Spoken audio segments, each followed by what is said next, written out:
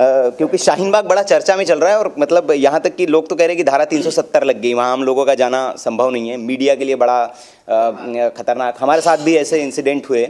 हम सीलमपुर गई थी हमारी टीम, तो वहाँ हैकल किया गया, हमारी टीम को मारने की कोशिश की गई, तो वहाँ आर्मी ने हमारे रिपोर्टर को बचाया, उन सब के बीच में से लाया।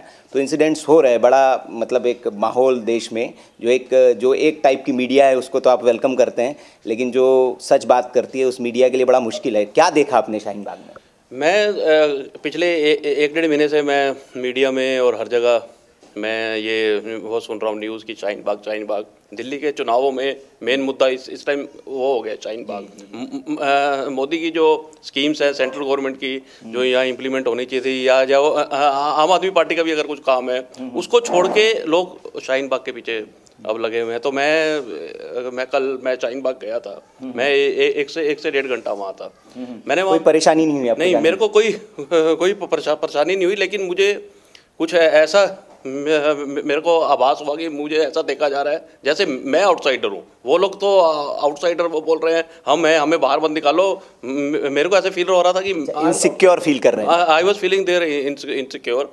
तो उसके बाद मैंने ये ऑब्जर्व किया, इस बार वहाँ पे उन्होंने जो भारत के तिरंगे या जो पोस्टर्स लगा रखे हैं, पोस्टर्स उन्होंने सब जो इंडियन रेवोल्यूशन लीडर्स के लगा रखे हैं। तो मेरा सोचना ये है, मेरा मानना ये है, शायद इसी के लिए जो वो है सरकार अगर कोई एक्शन लेती है, उनको हटाती है, तो एक बहुत बड़ा वो चुनावी मुद्दा बन जाएगा और जो कानून और व्यवस्था की जो स्थिति है वो बिगड़ सकती है। अच्छा। इस वजह से जो सरकार वो कर रही है परहेज, ताकि इलेक्शंस के बाद या 8 तारीख के बाद ही कुछ एक्शन लिया जाए।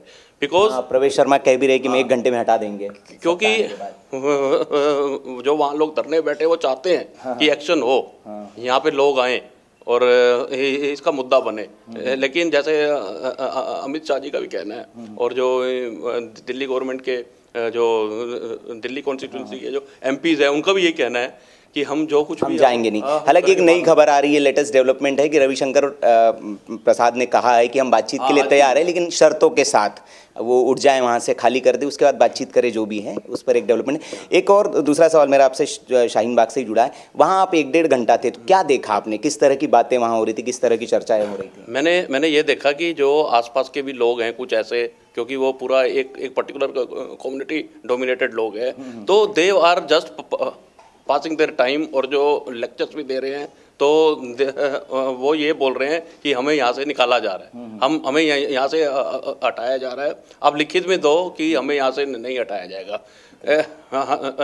मेरा ऑब्जर्वेशन ये था कि उनको किसी ने बरगला दिया है, भड़का दिया है, उनको दिमाग में उनको ऐसा बैठा दिया गया है कि वो ये सोचते हैं कि पूरा शाहीन बाग, पूरा ओखला विहार, जामिया मिलिया एरिया, जामिया नगर पूरा साफ कर दिया जाएगा 70-80%। उनके दिमाग में कुछ ऐसा बैठा। अच्छा, मतलब भ्रम वाली स्थिति है, बरगाया जा रहा है, लेकिन वो लोग इस चीज़ को नहीं समझ रहे हैं कि उनकी वजह से एक बड़ा इलाका जो है वो परेशान भी हो रहा है। और उसके रिएक्शंस भी हमें देखने को मिल रहे हैं कि आज सरिता विहार के एक लड़के ने जाकर वहाँ पर गोलीबारी भी की है। वो चूँकि वो परेशान हो रहे हैं रोज़। और भी हमारे साथ लोग हैं। जी, आपका शुभ नाम? संजना तगेजा, ई ब्लॉक मालवीय नगर से। अच्छा, आप भी मालवीय नगर से हैं।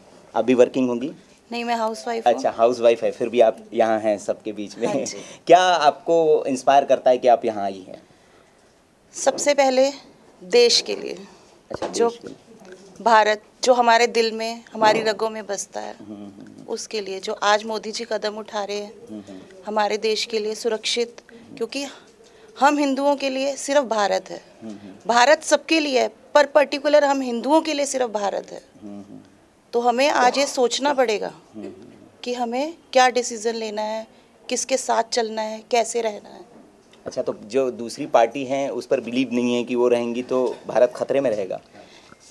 आप आज ये देख लीजिए कि शाहीन बाग, जहाँ पे अरविंद केजरीवाल जी, कपिल सिब्बल जी, ये विपक्ष की जो पार्टियां वहाँ पहुँच के उत्साहित कर रही हैं, ये जो वहाँ पे दंगे फसाद, वो लोग कह रहे कि हमारी तो जायज़ डिमांड है, उनको डर लग रहा है कि सीएए उनकी नागरिकता ले लेगा। अगर वो जाके वहाँ पर खुद भी समझाने की कोशिश करें कि सीएए क्या है।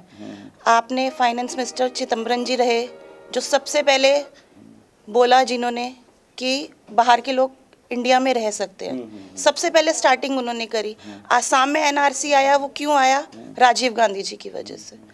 जब उनके परिवारवादी पार्टी ने जब ये सब कुछ स्टार्ट किया तब सब ठीक था, तब कोई धरना नहीं हुआ, कोई शाहीन बाग नहीं बना। जब ये विचारधारा हमारी पार्टी लेके आई, भारतीय जनता पार्टी लेके आई, तो ये बाग शाहीन बाग क्यों बन गया? अच्छा, मतलब ये सब बरगलाया जा रहा है और एक स्ट्रेटेजिकली हो रहा है ये सब। आप कह रहे हैं कि ये चुनाव से पहले मुद्दा बनाने के लिए। 8 तारीख को अगर ये लोग, हम लोग भारतीय जनता पार्टी के लोग इनसे बात करने नहीं जाते हैं तो ये वहाँ पर इनका अल्लाह सब कुछ दे रहा है इनको वहाँ बैठ के, तो ये उस अल्लाह की कसम खा के बोलेंगे कि 8 तारीख को वोट देने नहीं जाएंगे, शाहीन बाग में ही बैठेंगे। ये सिर्फ उन पार्टी का वोट बैंक है। ये 8 तारीख को वहाँ पे सुबह एक भी लोग नहीं दिखेंगे, ये धरना सब कुछ खत्म हो जाएगा। ये वोट बैंक की नीति है। अच्छा, और इसको 100% हिंदू टैक्स बैंक होता है और 100% मुसलमान वोट बैंक होता है। ये उन पार्टीज के लिए। अच्छा, बड़े आप मतलब क्या कह सकते हैं कि ज़ोरदार तरीके से अपनी बात रखी है शाहीन बाग पर।